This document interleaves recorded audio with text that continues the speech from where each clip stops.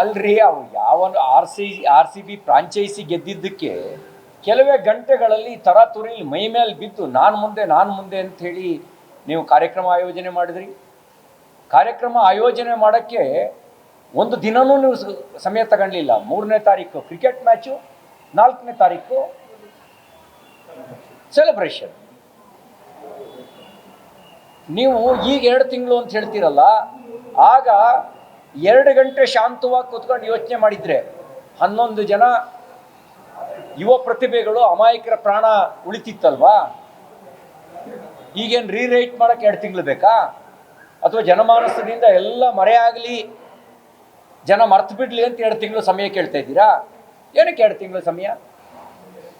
ಇಷ್ಟೇ ತಾಳ್ಮೆಯನ್ನು 2 ದಿನ ಸಮಯ ತಗೊಂಡಿದ್ರೆ ಕಾರ್ಯಕ್ರಮವೂ ಚೆನ್ನಾಗಾಗೋದು, ರಾಜ್ಯದ ಮರ್ಯಾದೆಯೂ ಉಳಿಯೋದು, 11 ಜನರ ಜೀವನ ಉಳಿತಿತ್ತು.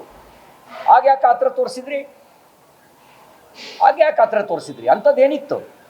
ನಾವು ಭಾಳ ಸರಿ ಪ್ರಶ್ನೆ ಮಾಡಿದ್ದೀನಿ. ಏನು ರಾಜ್ಯ ಆಯೋಜನೆ ಮಾಡಿದ ಕಾರ್ಯಕ್ರಮನ ಅಥವಾ ಕ್ರಿಕೆಟಾ?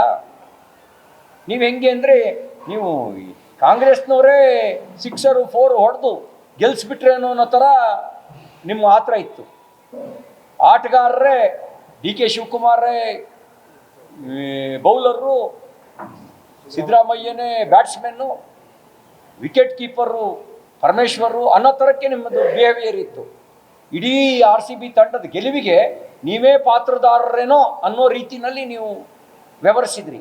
ನಿಮ್ಮ ಆತರ, ನಿಮ್ಮ ಕ್ರೆಡಿಟ್ ವಾರು ಅಮಾಯಕರ ಬಲಿ ತಗೊಳ್ತು. ಈಗ ಯಾಕೆ 2 ತಿಂಗಳು ಸಮಯ ಕೇಳ್ತಾ ಇದ್ರಿ? ರೀರೈಟ್ ಮಾಡಬೇಕಾ? ಯಾವ ಹಿನ್ನೆಲೆಯಲ್ಲಿ, ಯಾವ ಕಾರಣಕ್ಕೆ 2 ತಿಂಗಳು ಸಮಯ ಕೇಳ್ತಾ ಇದ್ದೀರಿ? ಇಷ್ಟು ತಾಳ್ಮೆ ಅವತ್ತಿದ್ದಿದ್ರೆ ಜೀವ ಉಳಿತಿತ್ತಲ್ರಿ. ನ್ಯಾಯಾಲಯ ಸರಿಯಾಗಿ ಹೇಳಿದೆ 2 ದಿನದಲ್ಲಿ ಅಂಥೇಳಿ. 2 ದಿನ ಸಮಯ ಕೊಡುವ ಅವಶ್ಯಕತೆಯೂ ಇಲ್ಲ, ಎಲ್ಲವೂ ರೆಡಿ ಇರೋದೆ. ಯಾಕೆ ಇವ್ರು ಹೇಳಿಲ್ವಾ? ಏನಕ್ಕೆ 2 ತಿಂಗಳು ಅಂತ ಬೇಕಲ್ಲ?